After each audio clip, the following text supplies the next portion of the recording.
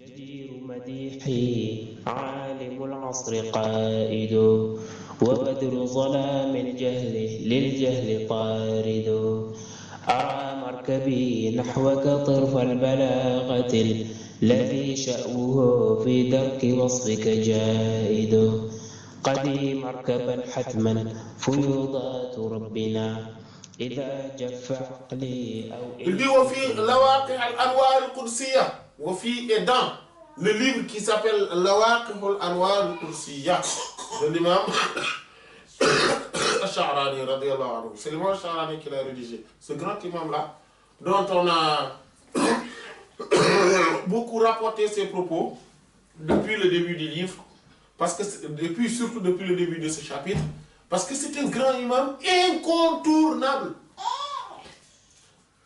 L'imam Ash-Sha'rani radiyallahu anhu, dans son Lawaqi al-Anwar al-Qudsiya, il dit Wa'alam, sache, ya akhi, ô mon frère, c'est-à-dire mon frère dans l'islam, annahu, qu'en réalité, la yambaghi, il n'est pas opportun, il n'est pas normal. L'muqallad l'imam a un suiveur d'un imam, c'est-à-dire quelqu'un qui pratique le suivisme. Donc, c'est quoi muqallid? Muqallid, c'est quelqu'un qui suit la parole d'un imam et il n'a pas besoin de savoir les preuves ou l'argumentation de cet imam. C'est ça, muqallid. C'est-à-dire, est-ce que la Fatiha est obligatoire? La récitation de la Fatiha est obligatoire dans la prière, oui ou non? On voit que le mazhab maliki dit que c'est obligatoire, l'imam Malik le dit, on dit ah d'accord, donc c'est obligatoire. On n'a même pas besoin de savoir pourquoi, en vertu de quel verset du Coran ou en vertu de quel hadith. On n'a pas besoin de le savoir. Quand on est muqallid, on n'a pas besoin de le savoir.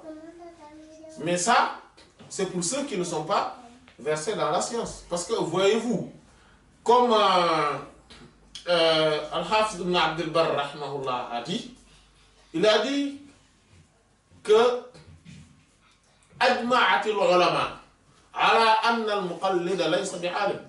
Tous les savants sont d'accord que le muqallid, le suiveur, n'est pas un savant. C'est-à-dire que même s'il mémorisait tous les livres dans le mazhab, mais, c'est-à-dire les précis, les livres qui sont des précis, des concis, mais il ne connaît pas les dalils, les preuves, les arguments dans le Coran, dans la Sunna, dans le usul, etc. de ces preuves-là, de ces jugements-là, il n'est pas un savant.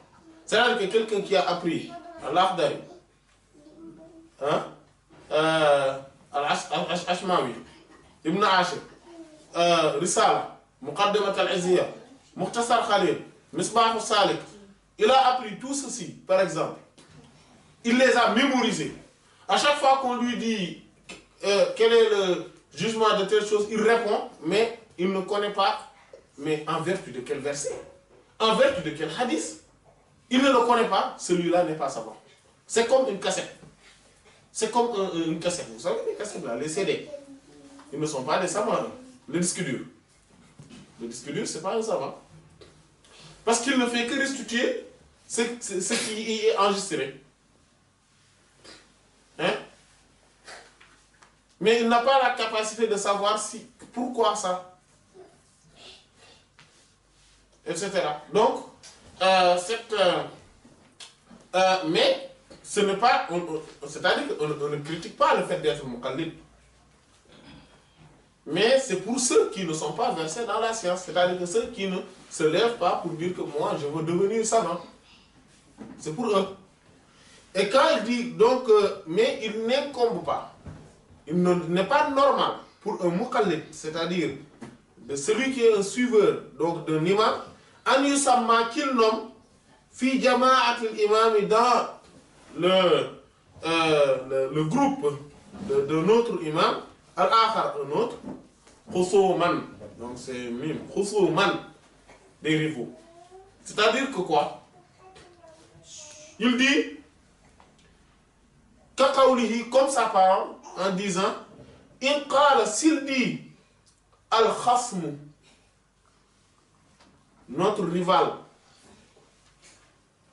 Qulna, nous dirons kaza, ça, ceci. Hein? C'est-à-dire que quelqu'un qui dit que oui, moi, par exemple, je suis tel imam, ou je suis tel savant, etc. Les propos de tel savant, les propos de tel imam.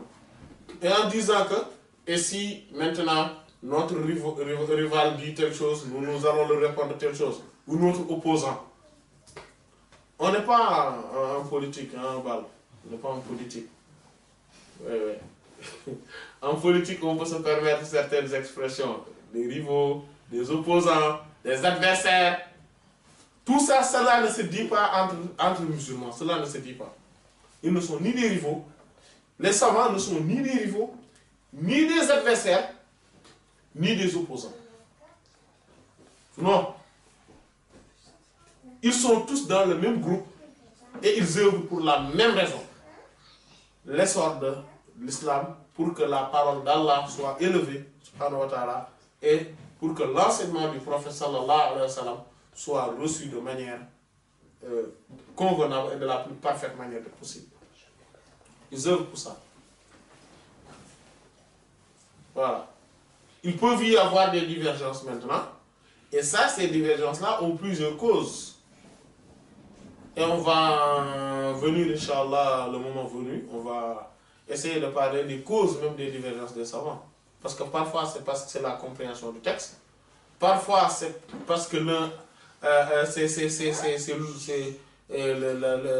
la divergence dans les fondements. Parfois, c'est le fait que quelqu'un a vu un texte que l'autre n'a pas encore vu. C'était donc une question de données, etc. Voilà. Mais il n'y a pas... Toutes ces divergences-là, c'est de la miséricorde. Voilà.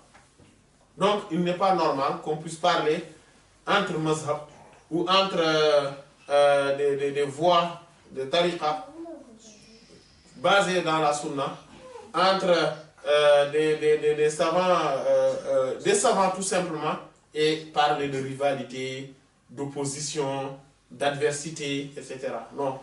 Ils sont tous dans le même groupe et ils œuvrent tous pour l'essor de l'islam. Et il dit